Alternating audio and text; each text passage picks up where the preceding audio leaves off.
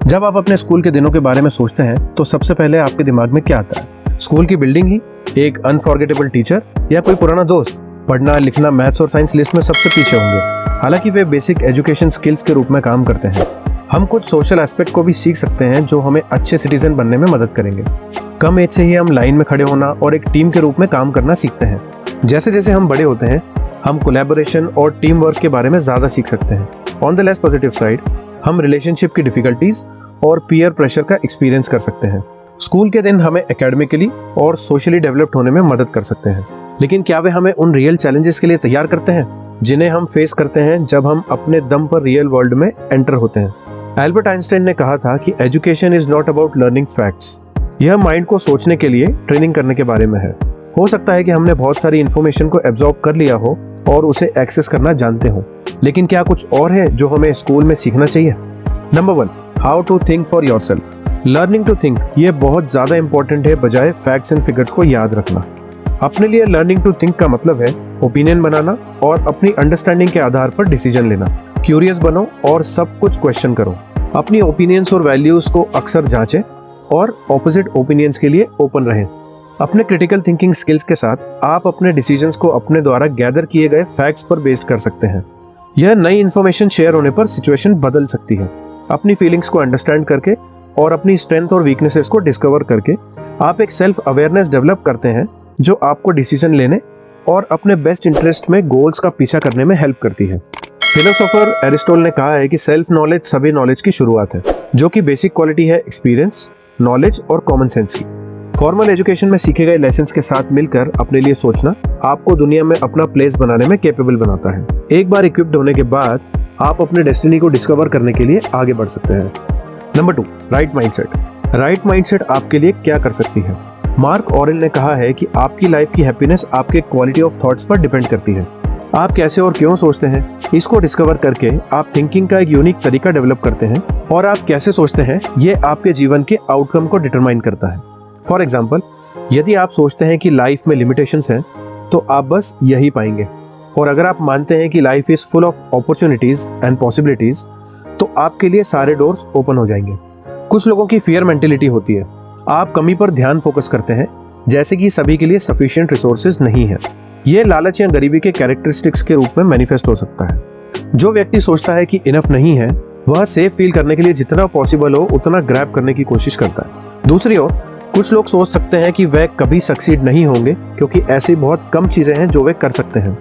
Life में एक adventure नहीं बल्कि ज्यादा स्ट्रगल जैसा फील हो सकता है। वहीं अबंडेंस माइंडसेट वाले अन्य लोग दुनिया को अपॉर्चुनिटी से भरे हुआ देखते हैं। उनका यह मानना है कि सभी के लिए इनफ अपॉर्चुनिटी है और अपने गोल्स को अचीव करने के लिए अपनी पूरी कोशिश करते हैं।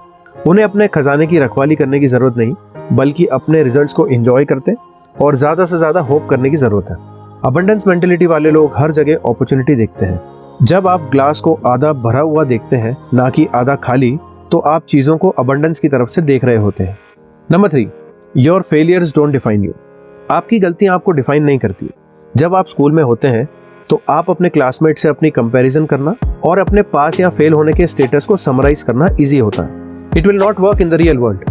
आप गलतियां करेंगे, लेकिन आप उनका यूज अपने कोर्स को सही करने के लिए कर सकते हैं और एक अलग डायरेक्शन में आगे बढ़ सकते हैं, या फिर से ट्राई कर सकते हैं। म्यूजिशियन बॉन जोवी ने एक बार कहा था, success falls 9 times and get up 10 times. जैसा कि आप दुनिया को नेविगेट करना सीखते हैं, आप चीजों को करने के नए तरीके एक्सप्लोर करने की ओर बढ़ते हैं। इन्वेंटर थॉमस एडिसन ने इसे इस तरह देखा कि मैं फेल नहीं हुआ, मैंने अभी तक 10,000 ऐसे तरीके खोजे हैं जो काम नहीं करते। फेलियर पर अपना पर्सपेक्टिव बदलकर आप इसे डिस्करेजमेंट के बजाय एक टीचर और एक मोटिवेटर के रूप में देख सकते हैं। आप यह याद करके इंस्पिरेशन पा सकते हैं कि सब कुछ टेम्पररी है। आप अपनी मिस्टेक्स को माइनर सेटबैक्स की तरह देख सकते हैं, ना कि आपकी लाइफ का एक परमानेंट पार्ट। Number 4, resilience. जब आप महसूस करते हैं कि आपके फेलियर्स उतने ही इंपॉर्टेंट हैं जितनी आपकी सक्सेस, तो आप रेजिलियंस प्राप्त करते हैं। यह जानते हुए कि ऑब्स्टिकल्स और चैलेंजेस हमेशा रहेंगी, आप उनके एग्जिस्टेंस को एंटिसिपेट कर सकते हैं और आप प्रिपेयर कर सकते हैं as best as you can. Author Mark Devo ने लिखा है कि जब हम प्रॉब्लम्स को रोजमर्रा की जिंदगी के हिस्से के रूप में एक्सेप्ट करते हैं तो हम सरप्राइज होने में कम और उनसे डील करने में ज्यादा टाइम लगाते हैं। जब आप स्कूल में थे तो आप ये नहीं जानते होंगे कि प्रॉब्लम्स लाइफ का एक मैंडेटरी हिस्सा है। यह एक्सेप्ट करने से कि चीजें सक्सेस होती है, उनसे निपटने की स्ट्रैटेजी बनाने से you became more flexible. Stressful situation से निपटने के लिए आप अच्छे शेप में रहें, हेल्दी फूड खाएं, सफिशिएंट नींद लें, एक्टिव रहें और एक अच्छा सपोर्ट सिस्टम रखें। फ्रेंड्स, फैमिली या बिजनेस कनेक्शन के माध्यम से सेल्फ कंट्रोल, प्रॉब्लम सॉल्विंग और जजमेंट स्किल डेवलप करें। और फिर जब प्रॉब्लम का समय आता है तो आप उनका सामना कॉन्फिडेंस के साथ कर सकते हैं। Author C.S. लुइस ने लिखा है कि डिफिकल्टीज अक्सर आम लोगों को एक्स्ट्रा ऑर्डिनरी फॉर्चून्स के लिए तैयार करती है। Number 5, insecurities. आपने स्कूल में इनसिक्योरिटी के बारे में बहुत कुछ सुना होगा। चीजें हमेशा क्लियर नहीं थी और बदल सकती थी। अगर आपको लगता है कि ऐसा सिर्फ आपके स्कूल के दिनों में हुआ, तो आपको यह जानकर सरप्राइज हो सकता है कि लाइफ अनसर्टेनिटीज से भरी हुई है। जब आपके पास गोल्स और एम्बिशंस हो तो आप क्या करना चाहते हैं, इसके बारे में आइडियाज रखना एक अच्छा रूल है। लेकिन याद रखें, अक्सर ऐसी चीजें होती है जो आपके बेस्ट प्लान्स को बदल देती हैं।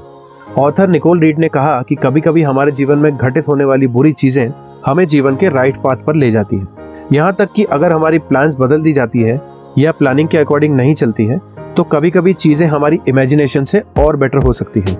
आप हमेशा नहीं जान सकते कि चीजें कैसी होंगी। लोग हमेशा वो नहीं करते जो हम उनसे करने की उम्मीद करते हैं।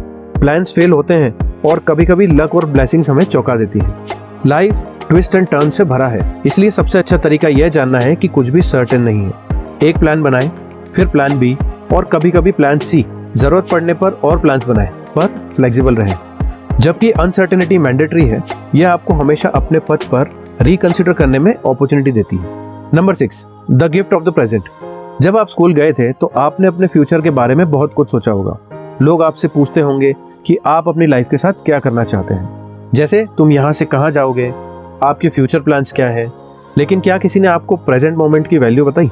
यदि आप 1 साल, 5 साल, यहाँ तक कि 10 साल के बाद के भी फ्यूचर प्लान्स के बारे में फोकस्ड हैं, तो आप अभी यहाँ होने की अपॉर्चुनिटी मिस कर रहे हैं। आप जो कर रहे हैं उस पर ध्यान फोकस करने से आप अपने सराउंडिंग्स के बारे में ज्यादा सीख सकते हैं और इस समय अपना बेस्ट कर सकते हैं। इस तरह आप उस लाइफ को पूरी तरीके से जीने में कैपेबल होंगे जिसे आप एक्चुअल में जीते हैं। अपने पास्ट से सीखो, फ्यूचर के लिए प्लान बनाओ, लेकिन प्रेजेंट में रूटेड रहो।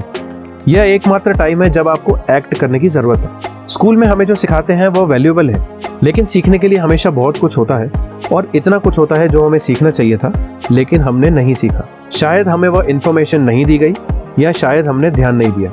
वैसे भी लाइफ के पास आपको वह सब कुछ सिखाने का एक तरीका है जो आपने रास्ते में खो दिया। एक बार जब आप इसके बारे में सोचना शुरू करेंगे तो सीखना कभी बंद नहीं होगा। वैसे अगर आप लाइफ में आगे बढ़ना चाहते हैं तो सब्सक्राइब बटन पर क्लिक करके थोड़ा प्यार दिखाना ना भूलें और कमेंट करके बताएं इस टॉपिक के बारे में आपकी राय।